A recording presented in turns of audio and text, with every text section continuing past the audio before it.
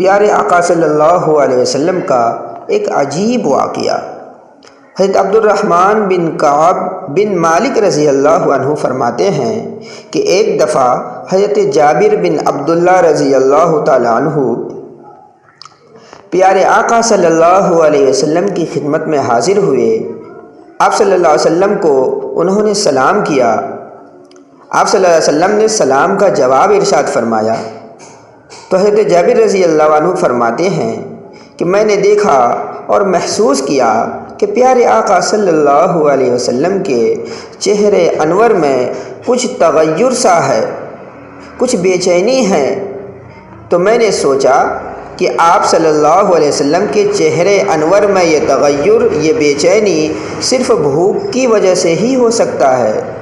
چنانچہ میں گھر واپس آیا اور بیوی سے کہا کہ تیرا بھلا ہو اللہ کی بندی، میں نے آج پیارے آقا صلی اللہ علیہ وسلم کو دیکھا، میں نے آپ کو سلام کیا، آپ صلی اللہ علیہ وسلم نے میرے سلام کا جواب دیا، مگر آپ کے چہرے انور میں کچھ تغیر، کچھ بے چینی تھا، اور یہ تغیر، یہ بے چینی میں جانتا ہوں کہ صرف بھوک کی شدت سے ہی ہو سکتا ہے۔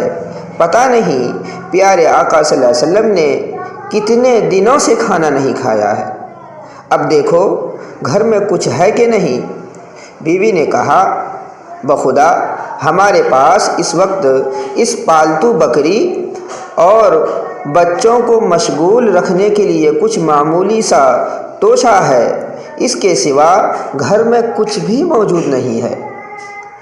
میں نے جلدی سے کہا کہ اگر تم راضی ہو تو اس بکری کو ذبح کرتے ہیں ہم، پھر تم اس کو اپنے پاس جو کچھ بھی موجود ہے اس سے پکا کر دو، اور میں یہ رسول خدا صلی اللہ علیہ وسلم کی خدمت میں لے جاتا ہوں۔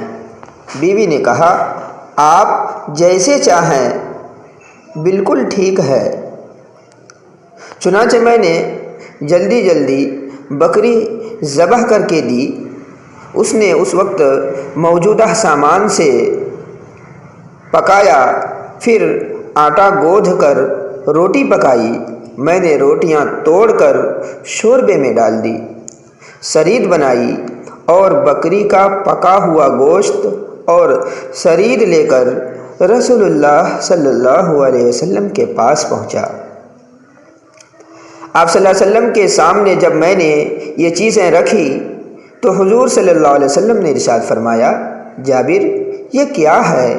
میں نے کہا اے اللہ کے رسول صلی اللہ علیہ وسلم، میں آپ کے پاس حاضر ہوا تھا، آپ کو سلام بھی کیا، تو میں نے آپ کے چہرے انور میں تغیر محسوس کیا، بے چینی محسوس کیا۔ میں سمجھ گیا کہ آپ کا چہرے انور بھوک کی شدت سے متاثر ہوا ہے۔ چنانچہ میں گھر گیا، ایک پالتو بکری تھی، اسے میں نے ذبح کیا اور پکا کر آپ کی خدمت میں لے کر حاضر ہوا ہوں۔ آپ صلی اللہ علیہ وسلم نے ارشاد فرمایا اے جابر اپنی قوم کے لوگوں کو جمع کر لو۔ چنانچہ میں گیا اور سب کو جمع کر کے رسول اللہ صلی اللہ علیہ وسلم کے پاس لے کر آیا، اور آپ صلی اللہ علیہ وسلم سے عرض کیا کہ میں نے انصار کو جمع کر لیا ہے۔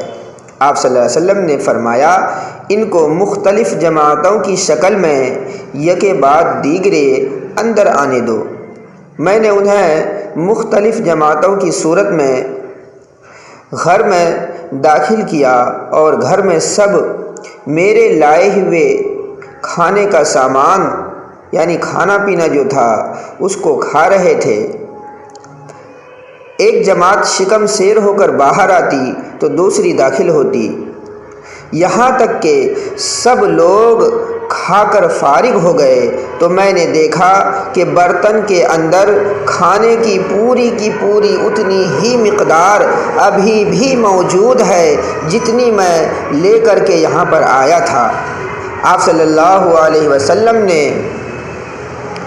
سب کو یہ ہدایت دی تھی کہ خوب کھاؤ لیکن کوئی بھی ہڈی نہ توڑو۔ اس کے بعد آپ صلی اللہ علیہ وسلم نے برتن کے درمیان میں تمام ہڈیوں کو جمع فرمایا۔ میں نے دیکھا کہ آپ صلی اللہ علیہ وسلم کچھ تلفظ فرما رہے تھے۔ آپ صلی اللہ علیہ وسلم کے ہونٹ ہل رہے تھے مگر آواز مجھے سنائی نہیں دے رہی تھی۔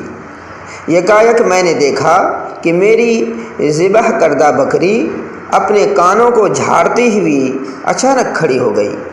آپ صلی اللہ علیہ وسلم نے مجھے بلایا اور فرمایا کہ جابر، اپنی بکری لے لو، اللہ تمہارے لیے اس میں برکت ڈال دے۔ اللہ نے تمہاری بکری کو زندہ فرما دیا۔ میں بکری کو لے کر گھر کی طرف روانہ ہوا۔ بکری مجھ سے تیز چل رہی تھی، چنانچہ میں گھر پہنچا تو بیوی نے کہا کہ یہ کیا ہے؟ میں نے کہا، خدا کی قسم، یہی ہماری بکری ہے، یہ وہی بکری ہے جسے ہم نے رسول اللہ صلی اللہ علیہ وسلم کے لیے ذبح کیا تھا۔ آپ علیہ السلام نے اللہ سے دعا کی تو اللہ نے ہماری بکری کو دوبارہ زندہ فرما دیا۔ بیوی نے کہا، میں گواہی دیتی ہوں کہ محمد صلی اللہ علیہ وسلم اللہ کے رسول ہیں۔ میں گواہی دیتی ہوں کہ رسول اللہ صلی اللہ علیہ وسلم اللہ کے رسول ہیں۔ میں پھر گواہی دیتی ہوں کہ محمد صلی اللہ علیہ وسلم اللہ کے سچے رسول ہیں۔ دوستو، یہ واقعہ آپ کو کیسا لگا؟ پسند آیا ہو تو ہمارے چینل کو سبسکرائب، ویڈیو کو لائک ضرور کریں۔ تب تک آپ سبھی اپنا خیال رکھیں۔ السلام علیکم ورحمۃ اللہ وبرکاتہ۔